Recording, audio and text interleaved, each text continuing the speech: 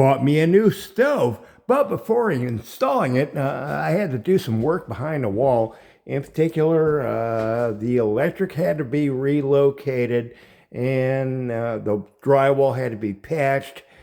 And after doing that, it was all painted up. It's behind the stove. Nobody's going to see it, but at least I had to get a coat of primer on it. And you can see there's a little bit of the old paint because I didn't want to tape that off. But over on this side, let's get my, over on this side, the cabinetry does not have paint on it. I was not sloppy about this. I made a nice, neat job. And likewise, the gas line, the electric, you do not see any paint slop on that. And I made some effort to make a nice, neat job. And then we got the backsplash thing going on.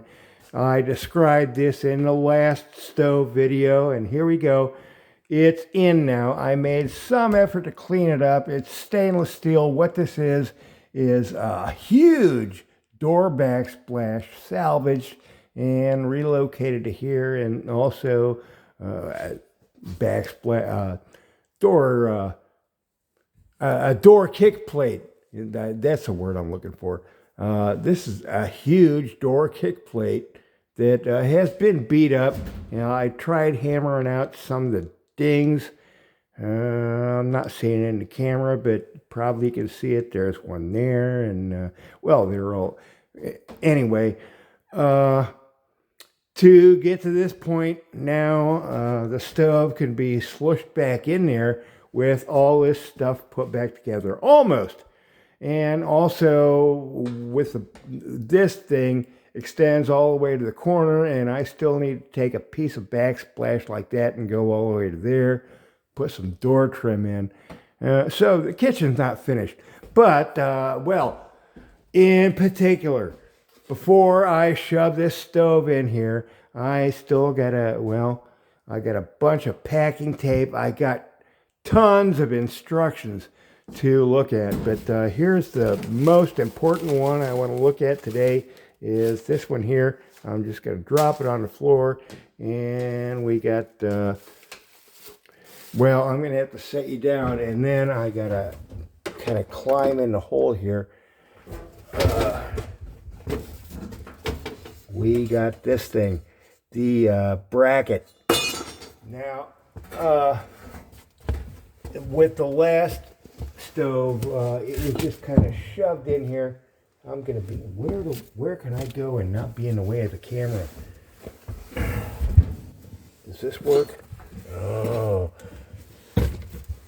Okay, so I still got a drill and a driver here in front of me, and this bracket, because we need the anti-tip bracket. So every stove sits on 4 feet, or at least this one does, and I have this template here for a gas oven. Does that show? Right there. So what I need to do is take this thing and just put it on the floor, just like this. And I've made a point of putting some secure blocking in here for this thing to go to. Now, all I got to do is take this bracket and lay it upon this template, which it's got the arrow here. I mean, they cannot make it.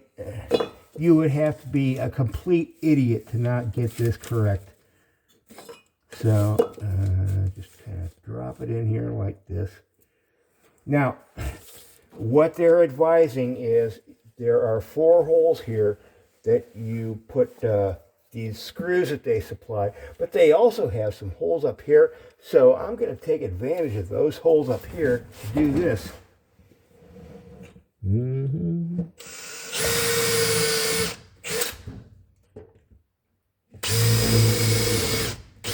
So they supply 4 screws, but 6 holes. Actually 8, because there's 2 more here. I don't think I'll use those. But, well, I have these screws here that I'm going to put in here. Like so. Might be overkill, not sure.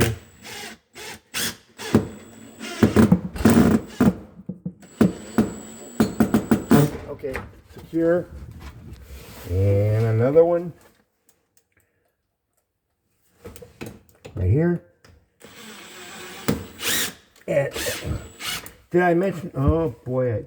Okay, one caught, and they don't necessarily say you need to use them, so one's good. Now I can pull this template out of here. I hope. There we go. Template's out. Now I have perfectly located where that will go. And they say to use a 1/8 inch drill bit. That's what the instructions say. So,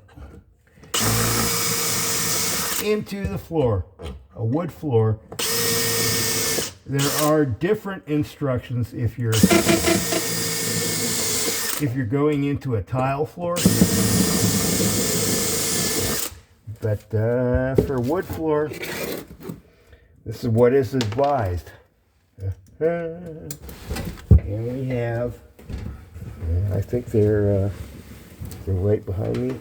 Here they are. Okay, we got 4 lag bolts, very small lag bolts. I think these are 1/4 inch. Here we go. And you got 2 long ones and 2 short ones. And they don't really say in the instructions where to put each one. At least I didn't see it in my quick read. I'm thinking the longer screws should go towards the back.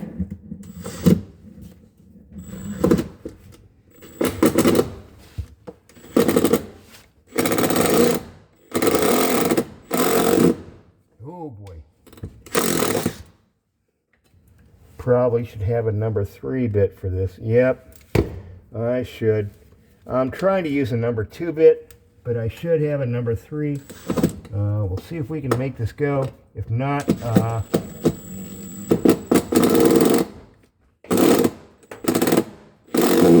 okay, that's not happening. I need a number 3 bit, which is, I can get the short ones in. That's nice.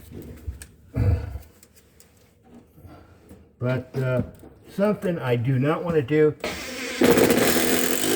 is make a stupid mistake of trying to drive something that needs a number 3 bit in with a number 2 bit.